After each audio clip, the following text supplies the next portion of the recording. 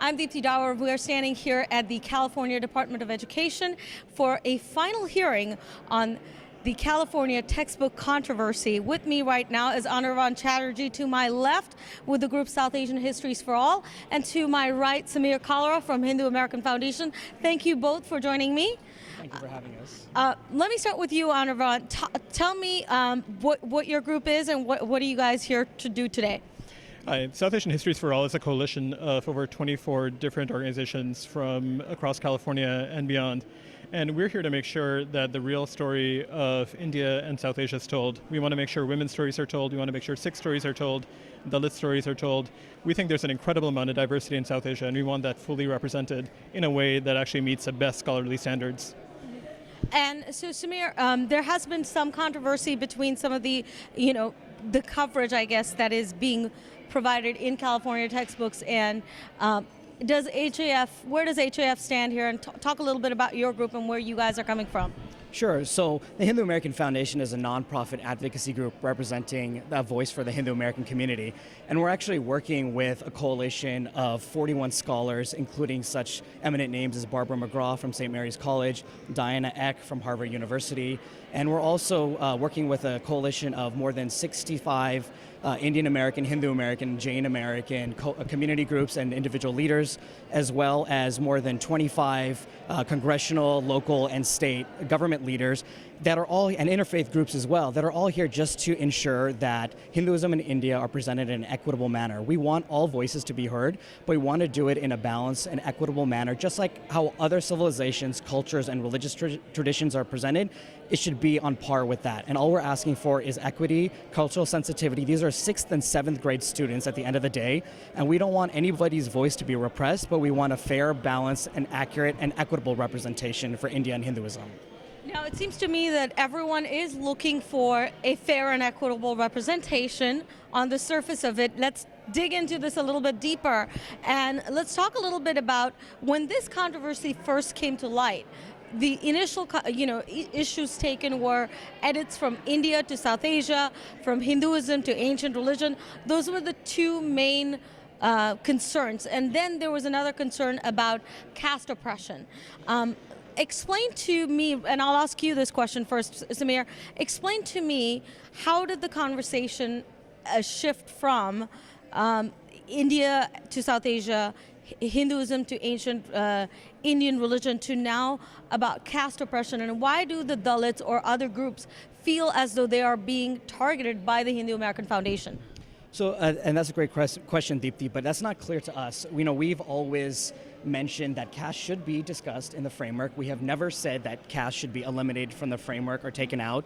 What we have said is that when caste is discussed, it should first of all not be defined as the defining feature of Hinduism, number one. And number two, that it should be proportionate to how other aspects of Hindu and Indian culture and civilization are represented, which is fair and balanced, and the way other cultures and traditions are presented. If you look at how social structures that may have been oppressive in the past for other cultures are presented, it's nowhere near the length or weight that is given to caste in the discussion of Hinduism in India. And so all we're saying is, yes, please do discuss caste. This is an important history to discuss. Caste-based discrimination did occur, but there's also some need for a balance and nuance, because the caste system is conflating two very different things, Varna and Jati, and that system has evolved over time. And so it's important to have that there. And it's equivalent of, we don't want Islam to be presented as defined by some people's interpretation of jihad and that violent struggle, or Mormonism to be defined by just polygamy. Similarly, we don't want the representation of Hinduism to just be defined by caste.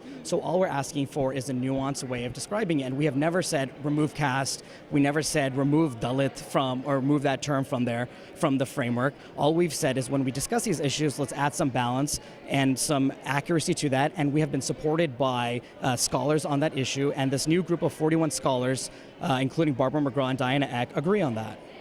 So, Anirvan, this is your turn now. Explain to us how is this inaccurate, or where do you disagree with Samir on this? And do you think that, after having heard this, do you still believe that Hindu American Foundation or certain Hindu groups are trying to get rid of caste altogether? Sure. So my friend here mentioned that the Hindu American Foundation isn't actually trying to remove the word Dalit, but we actually have citation number 1354 and 1355 of their edits, where they're literally taking the word Dalit out of the textbooks, and those are the two last times that the word Dalit was actually in our California textbooks.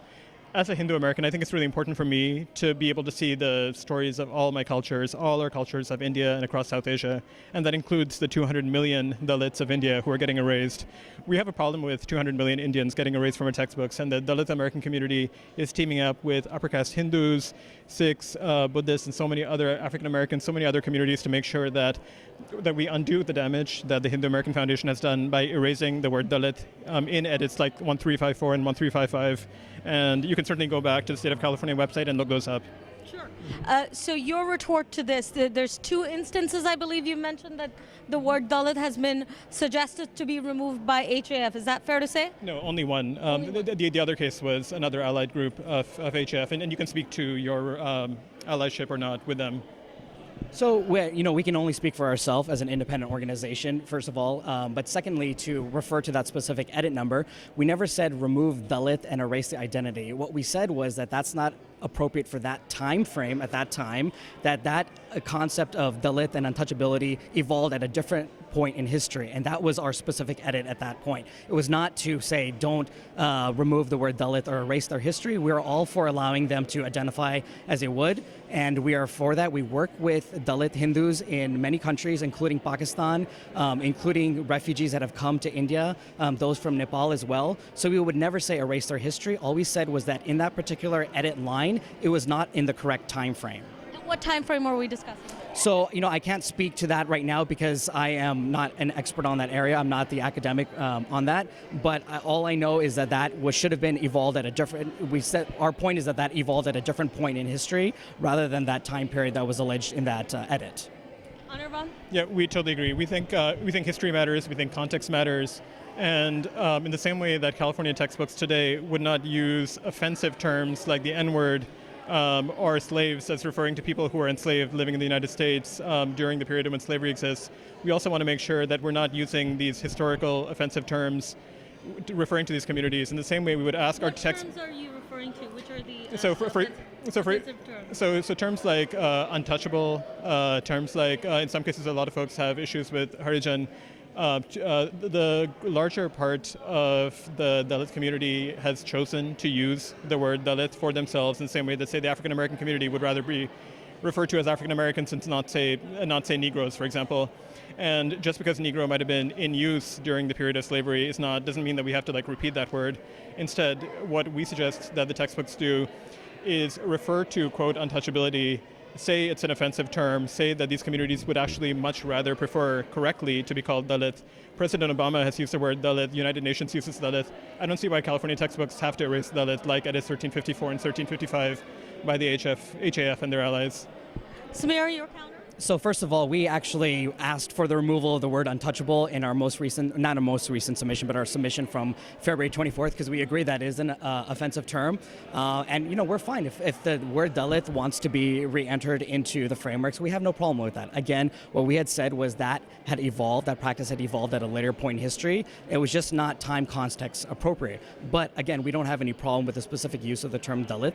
We have many partners that are Dalit Hindus from across the world. And we respect their right to self-identify as they choose, and we have never tried to erase that or say that. And I think the bottom line here is, I think what we're missing the point in all of this discussion is what is the standard being used applied to Hinduism in India? And is that standard being differently applied to Hinduism in India as it is to other traditions and cultures? I don't see, if it's South Asian Histories for All, I don't see a real attempt to mention some of the other issues that may have been present in Islam in the subcontinent. I don't see other issues being mentioned for Sikhism or Buddhism or any other religion. I see it very targeted to Hinduism specifically. We can all agree that there have been social issues and other issues that have taken place throughout history in any culture and religion, including Hinduism. Nobody's denying that, nor have any of our edits denied that. But what we're asking for, that should be proportionate to the positives, and that should be equitable across all traditions and all cultures, and all we're asking for is to be treated in the same way and on par with other groups and other traditions.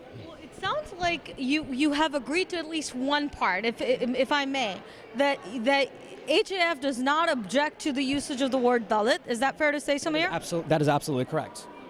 So does that mean that we're delighted at hearing this? Does that mean you'll join us in asking for the term Dalit to be reinstated when untouchability is discussed? The Dalit community would be delighted to know that the HAF opposes the other right-wing Hindu groups who are trying to erase Dalit. And if you've broken off from that group, thank you.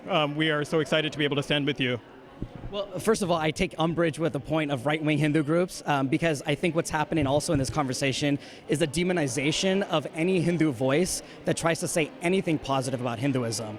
We have clearly acknowledged that there are negatives that need to be discussed, but anytime we try to say something positive, we're shouted down. Our executive director, Suhag Shukla, has been attacked personally with vitriolic and abusive comments on Facebook and other social media posts, which is very inappropriate for this type of discussion. We're all for constructive dialogue, and we're always open to have that dialogue. But to see the deterioration of the conversation into these attacks is unnecessary, and it's unnecessary to also ask that any Hindu group that speaks out, or to term any Hindu group that speaks out positively, or any person is automatically labeled as right-wing or fundamentalist. I mean, our track record is clear. We've stood up for rights of all communities in the U.S. and internationally. I invite you just to visit our website and see we've spoken out for civil rights of Muslims, Arabs, all groups. And we have a track record of working with many in the interfaith community. So I think I take a little umbrage with that. If that point is in discussion today, I don't know if that's clearly going to be on the actual point, because what happened from the last hearing in March was the March 24th document that came out, and I don't know if that specific term will be there, but we have no problem, and will not oppose that. So let me go ahead. Yeah, so I think this is a really great place to end. It sounds like the Hindu American Foundation actually agrees with us, and can we shake on this that if asked, you will join us in reinstating Dalit? I mean, we found some really great common ground here. We may not agree on everything, but this is one thing I think we can agree on. Yeah, we have no problem with that. And will you support us publicly, or only say it on TV? No, I mean, when we put it out there, we'll say that we have no problem with the reinsertion of the word Dalit. If that is actually what is considered and on the agenda, then we have no problem with that, and we won't oppose that term. So I want to ask one last question. So this is one great, we've agreed on one issue. Now, that was an issue that you had, which was the use of the word Dalit being removed from this context, that HF, according to you, was not supporting, and now they do. 1354 and 1355. Right. We're not inventing this. They wrote it. Well, Yeah. again, Right. It goes to context. Right. And time period. I think we've at least reached some agreement. So let me start by asking you, in the edits of the terms India versus South Asia and Hinduism versus ancient Indian religion, where do you, South Asian Histories for All, stand? We stand with the scholars, and here's what the scholars are saying. We're standing with a legitimate, accredited academic. Tell me the name of the group. Sure, we stand with the South Asia faculty group, who are. So you stand with the South Asia faculty group, and they have asked for India to be replaced with South Asia, Hinduism to be replaced with ancient Indian religion. Is that fair to say? That, in fact, that's 100% wrong, and that's something that's been sort of trotted out by the Hindu American Foundation and other groups. So let me tell you number by number exactly what's happening. There are 93 instances in the 6th and 7th grade California history and social studies textbook curriculum where the word India is used. And what the scholars did is they looked at that and they found, I believe, 23 instances, about 1 in 4 instances, where India isn't actually the most precise word to be using. So, for example, when we're talking about the Indus Valley civilization, when we talk about places like Tajikistan, when we tell children that Tajikistan, it's just India, we think it's maybe not appropriate to use the word India in every single term, in every single potential case. So what the scholars have suggested, what the South Asia faculty group have suggested, that in 24 of 93 times, that we use potentially a more accurate word, but what the scholars have also suggested that in 69 times that we actually use the word India. So much more often than not, the scholars are actually saying India, India, India. And somehow that's been turned into, from scholars saying 69 times India, they've erased the 69 edits, and they are only focusing on the cases where they're feeling hurt by these edits that are removing this term that seems very important to you, when really we think geography matters, and we think specificity and not calling Tajikistan India and Afghanistan India is very important for our children.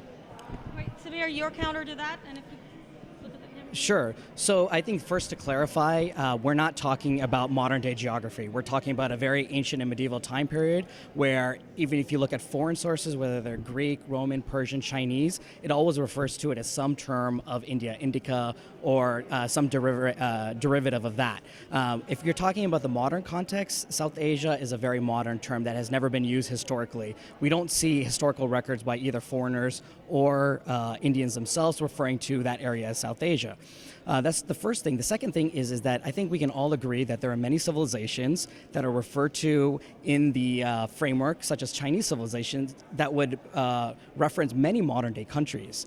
But we're talking about an ancient period and we want to be historical. And so during that ancient period, it was referred to as Chinese civilization. I think similarly, it should be referred to, India should be referred to as Indian civilization or India during that time period, which is actually been supported by, again, a group of 41 scholars, which includes Harvard's Diana Eck. This is the name. Could you tell me the name of the? Sure. This is the Social Sciences and Religion faculty group. And this is a group of scholars that have said that the term South Asia is an ahistorical term for that specific time period that we're talking about. And for Hinduism, when they say replace it with religion of ancient India, it's inconsistent with how the standards and the frameworks talk about religion, because in a subsequent section it says discuss how the religion of Buddhism supported rulers. So then Hinduism should be discussed separately, not religions of ancient India or religion of ancient India. Similarly, we would be all in favor of adding another section to include Jainism as a separate religion. And in later periods of time, Sikhism is discussed separately. So during that ancient period of time, which is consistent with the content standards, there should be a mention of specifically of how did the religion of Hinduism. The religion of ancient India, first of all, is a very arbitrary term, and I think what's being tried to achieved here and is not being talked about is this concept that Hinduism is a modern construct. It didn't exist during historical times. Maybe it wasn't called Hinduism, but many religions have been called different things at different periods of time, and yes, it has evolved over time, but we can trace many of the same traditions to their roots during that time period, and it should thus be called what it is, and that is Hinduism. All right, both of you are going to get exactly 15 seconds to wrap this up, so you go first. We're really excited that the Hindu American Foundation has said that they're going to join us, if all goes well, to reinstate the word Dalit. This is incredibly important to us to be able to call people by the name that they actually choose and not use offensive terms from the past. So I want to thank Diya TV for giving us this opportunity to build dialogue, build bridges, and I hope this is the beginning of a really great day. Thank you.